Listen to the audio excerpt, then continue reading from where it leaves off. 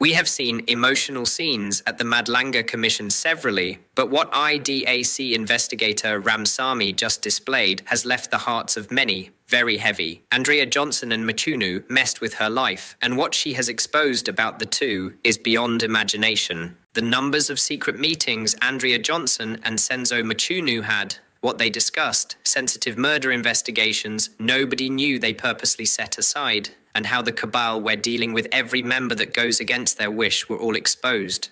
At some point, even the commissioners felt emotional when she revealed how she was tortured simply because she wanted to be upright with her work. This is exactly what they tried to do to Mkhwanazi, but they all failed. Ramsamy has exposed them all and truly needs state protections. If not, she might be killed. She exposed how Andrea Johnson and Fidel Adams set General Masemola up in order for him to lie and get arrested for perjury. This is just a tip of the dirty things of IDAC and Andrea Johnson that Ramsamy exposed. Grab your cup of tea, take a seat, and let's watch this explosive testimony till the end.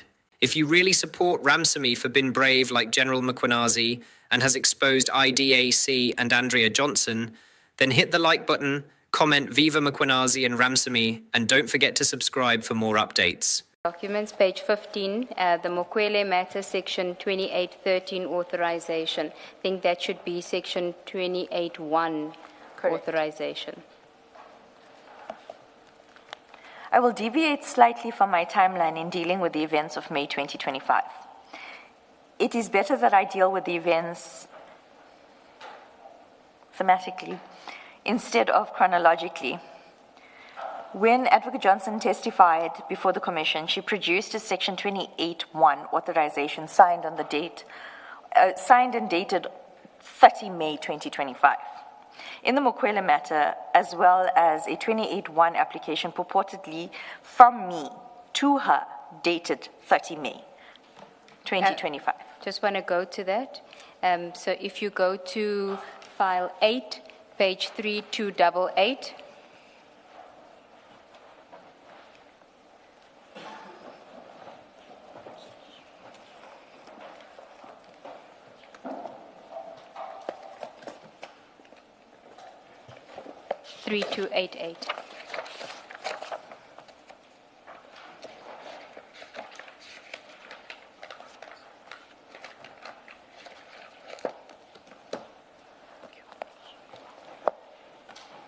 I'm there.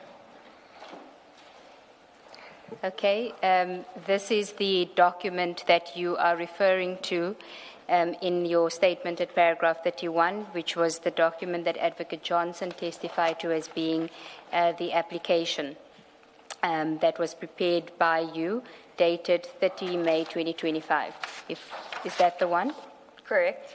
And if we go to the last page of that document, you will see on page 3298, there's a date 30 May 2025, and just above that on page 3297, Advocate Johnson's signature. Correct.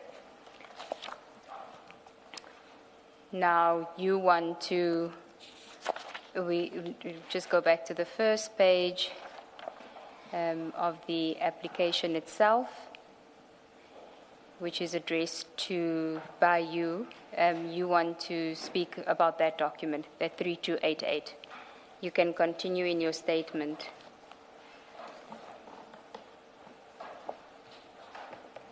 Thank you. Just before you do that, it says that it's from Advocate D. Ramsamy, title State Advocate 30 May 2025 to Advocate Johnson. Correct? Yes.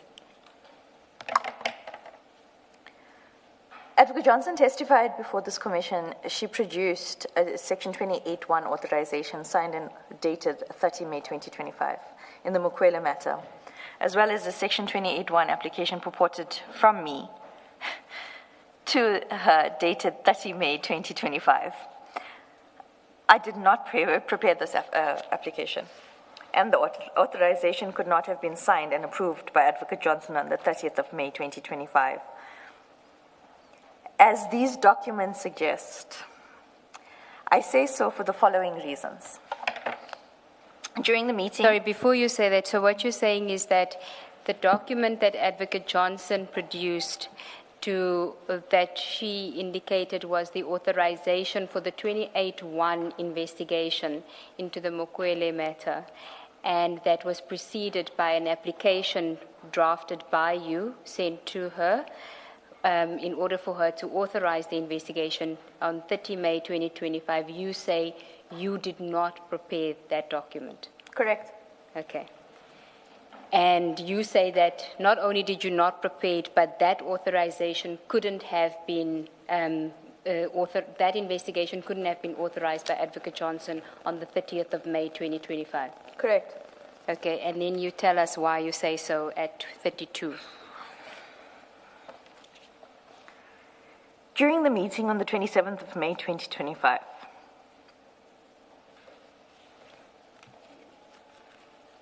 take your time.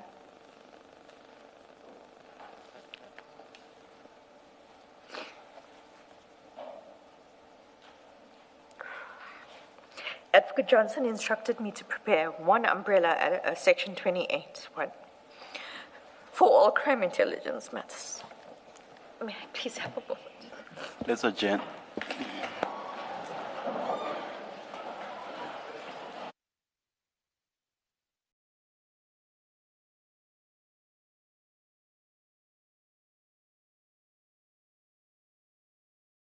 No prosecutor were pursuing the evidence that was housed within those dockets against Mr. Nkabinde. Okay, no, thank you. You've answered me. Thank you. Thanks. So basically, all of this, that is the request for people the request by Advocate Johnson for people to get her information, all of it stemmed purely from the fact that she had heebie-jeebies about him.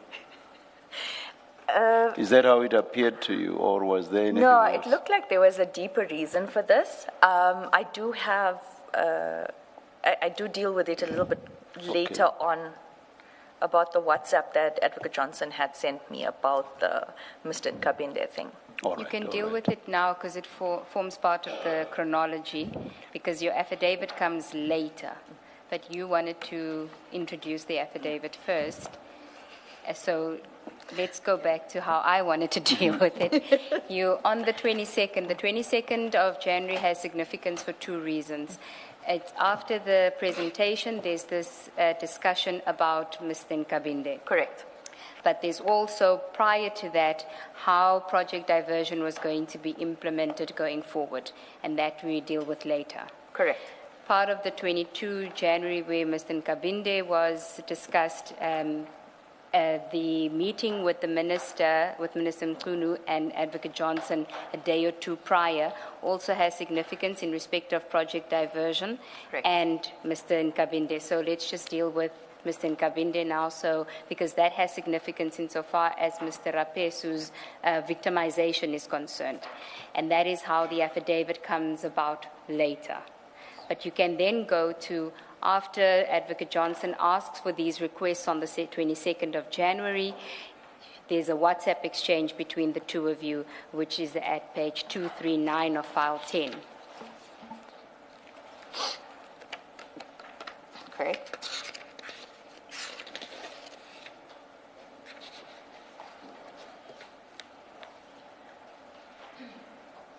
On the 23rd of January 2025, at 13:38, I send Advocate Johnson. Can you just, sorry, Ms. Ramsamy, when you read from the file, maybe bring the file closer to you so that you don't move away from the microphone. Thanks.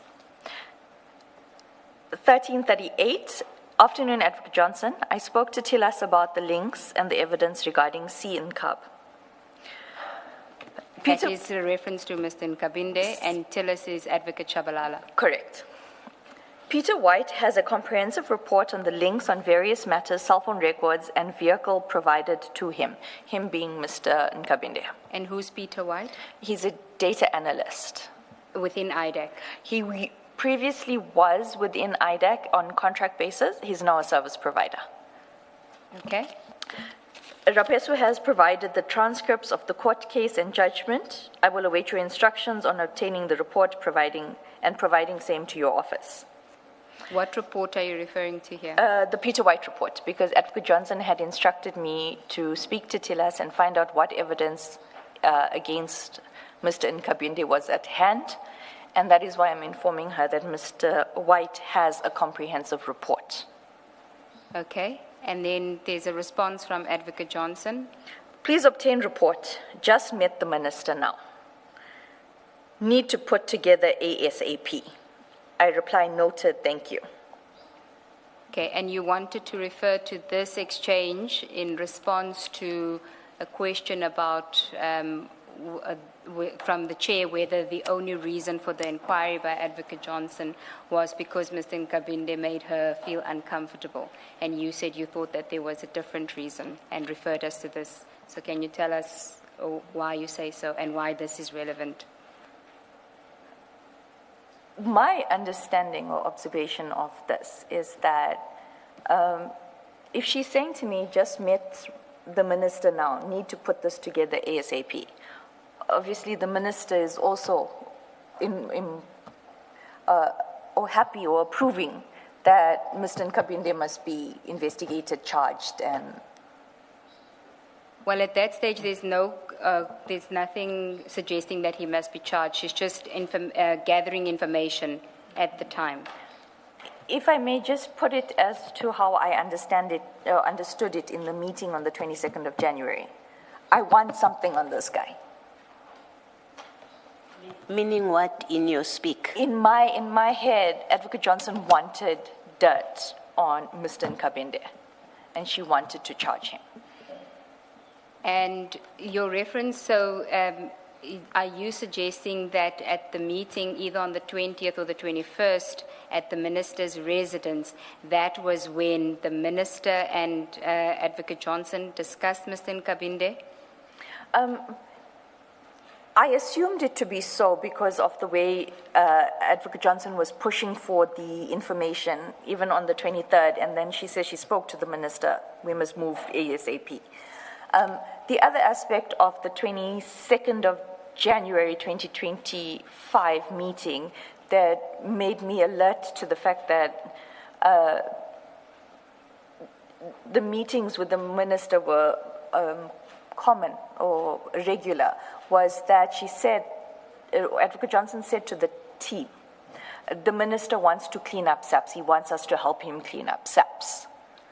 Crime intelligence in specifically. Let me just take you back on digging up dirt on Mr. Nkabinde. From where I'm sitting, that's not the only inference that one could have drawn. What if perhaps the minister wanted his mind put at ease? Say, for example, just make sure that what I've heard about Mr. Nkabinde is in fact not true. And if that were the case, then his mind would be put at rest. I could agree that that's a possibility. Yes. I'm asking it in the light of what Ms. Siegels-Ncube raised with you, which is there was no charge or what, I've forgotten the language, yeah. That too is a possible inference under the circumstances. It could be a possible inference, but the manner in which it was said to me, I knew already because I was in the environment and I could read the room. But also the urgency on the 23rd, but then my evidence will further show that I was getting pressure to do a 28 to investigate standalone against Mr. Nkabinde. Yes, my question was specifically at that stage. There was that could have been a possibility that it wasn't just because there were no charges yet. Advocate Johnson didn't say we need to charge him. She just wanted the information. She was gathering information. Correct. Ms. Ncube, maybe I misheard you. Did you say at the minister's residence or at the minister's instance? Residence. So it came from you and not the witness. What do you know about the meeting at the minister's residence? The meeting between Advocate Johnson and the minister? That it had taken place after hours, that she was left waiting for an extended period of time for the minister. She was with the Chief of Staff, Mr. Nkabinde, and at that meeting, except for the heebie-jeebies, the aspect of the minister wanting to clean up SAPS and more specifically crime intelligence was discussed. So that was the subject of discussion at that meeting. That is what I was informed. And did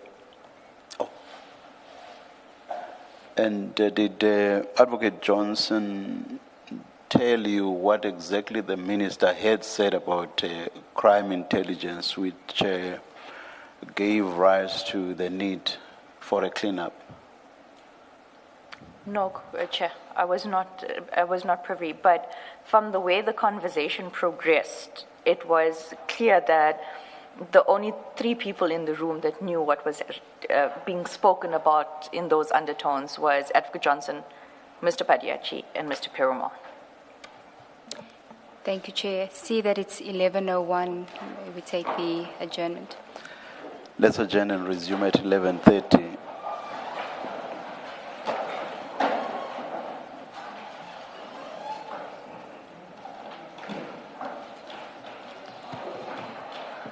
Then you've got two properties, 28 million, 48 million, and then you have a sort of a bracket, and you've got ActionSA lady coming for this. For this. Okay, so the ActionSA lady is going to speak to this. From what I was told by Mr. Perumal, and as per the presentation, On page 227. 7. So you'll have to open file 10, page 227. My apologies.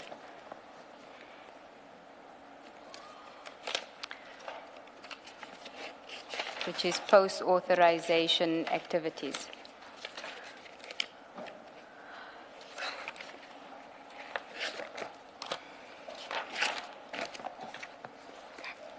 You have it? correct? That's post-authorization activities. This is the presentation, Mr. Perumal's portion of the presentation on the 22nd of January, and the first bullet point. You can read it into the record and explain to us what was discussed in the meeting about this aspect. On the 15th of January 2025, the MP contacted Chief Perumal and advised that another MP, Ms. James from ActionSA, was intending to meet with the IPID on Monday, 20th January 2025. The first MP here is Mr. Adams. Correct. Still. Continue. He advised that her intention was to open a case and to request IPID to conduct investigations regarding the two properties that were purchased using CI covert funds. Mr. Perumal, after being provided with her contact details, contacted her and advised her that IDAC has already undertaken to investigate same. And then the next page, 228. The MP then undertook to come to IDAC offices on Now, when you say MP here, you're referring now to Ms. Ms. James. Well, not you, but Mr. Perumal. Mr. Perumal, correct. The MP then undertook to come to IDAC offices on Monday, 20th January 2025, with her draft affidavit and evidence, and to conclude same with IDAC investigators. Her affidavit and documentary evidence will be filed in the case docket, which focuses on the abuse of covert funds. Further investigations and interviews will be conducted. Must I read the last one as well? Yes, you may. The designated team has been activated, briefed, and deployed from 20 January 2025 to the 31st of January 2025 to finalize all outstanding evidential material or matters. Why did you laugh when you read that? I was just remembering how the briefing and the instruction, or what was the word? It was briefed and deployed. It was rather instructed and screamed at. Okay. So that is where, so when you say in your note on page 3 of file 10, the ActionSA lady coming for this, it's referring to that that is set out in the presentation. Correct. Okay. And was there any further information? Did you know what evidence, documentary evidence she had and where she had obtained that evidence? I was informed in the meeting that Ms. James also received an envelope under the door with top secret documentation and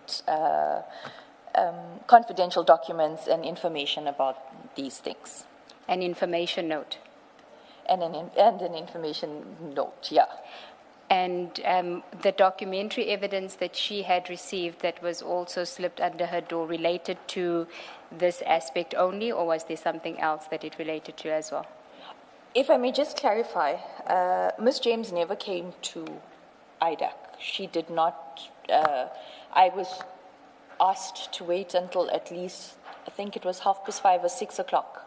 And then I went home, showered, and then I had to come back for the forklift witness. So she didn't answer Mr. Perumal's calls, and she did not come through. But later on, if I'm not mistaken, it was somewhere in February or early March. Yes, that's also some of the documentation that must still be disclosed. Yes. Mr. Perumal sends me a WhatsApp. It's a very concerning WhatsApp because it is marked top secret on the top, and it is the security risk and assessment of Mr. Ian Cameron. The message below that, and it's both pages that was sent to me via WhatsApp, and the second paragraph, or the typed paragraph on that is, it makes sense why the ActionSA lady didn't come. I'm paraphrasing because I don't have it in front of me. Yes, we will deal with this aspect in full, Chair, once the documentation is available, and I can foresee that there's potentially a further statement that will be required. But for now, we can just deal with it on this level because there are some serious aspects flowing from that as well that we need to explore.